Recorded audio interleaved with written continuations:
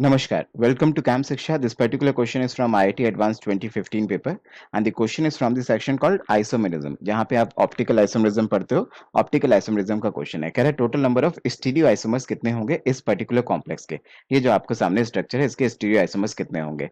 तो यहाँ आके बहुत सारे बच्चे फंस जाते हैं। टिपिकली वो बच्चे फंस जाते हैं जो ऑर्गेनिक में भी फॉर्मूलेस को रटते हैं। ऑब्वियसली आपने एक बहुत टिपिकल सा गंदा सा फॉर्मूला यहाँ पे पढ़ा होगा कि यहाँ पे जितने कायरल सेंटर है 2 की पावर n कर दो, तो ऐसा करने से आपके पास नंबर ऑफ स्टीरियो आइसोमर्स आ जाएंगे, नंबर ऑफ कायरल आइसोमर्स आ जाएंगे, है ना।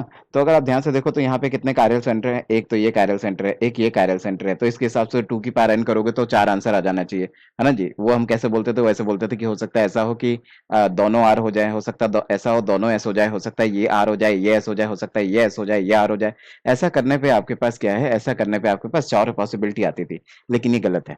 ये अप्रोच बिल्कुल गलत है। हर जगह हर फॉर्मूला नहीं लगता है।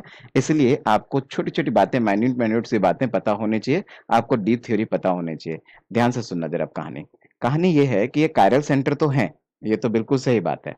ये कायरल सेंटर तो है, ठीक है। लेकिन अगर मैं आपको बताऊं तो ये फिलहाल अभी तो ऑप्टिकली एक्टिव ही दिख रहा है, क्योंकि किसी तरह से कोई plane of symmetry, centre of symmetry तो दिख नहीं रही। तो ऑप्टिकली एक्टिव भी है, ये भी सही बात है। ये पर्टिकुलर मॉलिक्यूल अपने आप में ऑप्टिकली एक्टिव भी है। इतना भी मेरे को पकड़ में आया। दूसरी रही बात ये कि क्या ये टिपिकली जैसा हम सोचते थे कि हो सकता है ये दोनों आर हो जाए, अगली बार ये दोनों एस हो जाए, अगली बार ये आर हो जाए ये एस हो जाए, हो सकता है ये एस हो जाए ये आर हो जाए, क्या ये वाला काम इसके साथ कर सकते हैं? तो एक्चुअली मैं आपको बता दूं, बहुत इंपॉर्टेंट बात ये है कि भाई अगर आपके पास कोई ब्रिजिंग कॉम्प्लेक्स हो, कोई ब्रिज वाला कॉम्प्लेक्सेस हो, उसमें अगर ये वाला कार्बन कायरल हो जाए तो उसके आप दो पॉसिबिलिटी बना ही नहीं सकते। मतलब उसमें ऐसा होता ही नहीं है कि आप आर भी बना लो और उसका एस भी बना लो। या तो ये आर ही होगा या तो ये एस ही होगा। इसका आप दूसरा फॉर्म बना ही नहीं पाओगे। जैसे अगर फॉर एग्जांपल आप मानो, क्यों नहीं बना पाओगे जरा सुनना। इसलिए नहीं बना पाओगे, मान लो ये हाइड्रोजन है पीछे को जा रहा है, और ये मान लो ये वाला जो बॉन्ड है ना, ये मान लो मेरी तरफ को बाहर की तरफ को आ रहा है।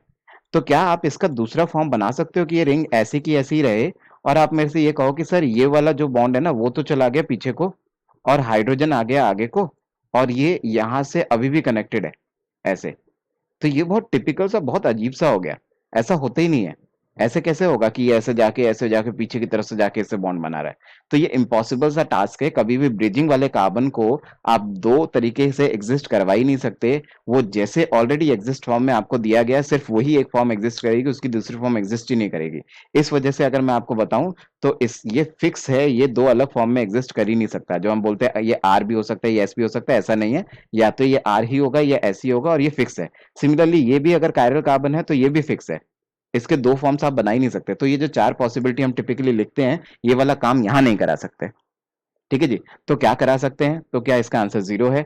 नहीं जी, ऐसा कुछ नहीं है। ध्यान से सुनना, मैंने पहले ही बोला ये ऑप्टिकली एक्टिव मॉलिक्यूल है। अगर कोई ऑप्टिकली एक्टिव मॉलिक्यूल है तो ऑब्वियसली आपको पता है कि ऑप्टिकली एक्टिव मॉलिक्यूल का जो मिरर इमेज है वो भी एग्जिस्ट करेगा। तो आप अगर देखोगे जो भी आपके पास मॉलिक्यूल था समथिंग समथिंग, ठीक है, तो उसका क्या है, उसका आप मिरर इमेज भी बनाओगे तो मिरर इमेज तो एग्जिस्ट कर जाएगा, उसमें कोई प्रॉब्लम नहीं है।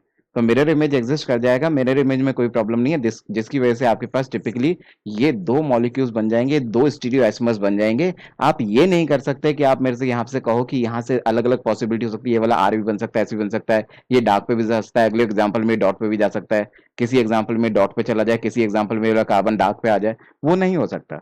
टिपिकली जो दिया है बस आपको उतना ही मानना पड़ेगा, और उसकी मिरर इमेज जरूर मान सकते हो, बस इतना कर सकते हो। जिसकी वजह से आंसर क्या आ जाएगा, दो आ जाएगा। बहुत अच्छा क्वेश्चन आईआईटी एडवांस ने उस साल में जनरेट किया था। बहुत अच्छा क्वेश्चन उसने डिजाइन किया था।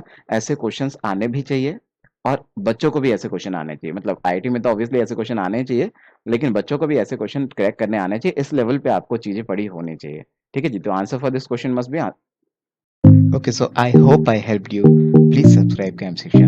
Thank you.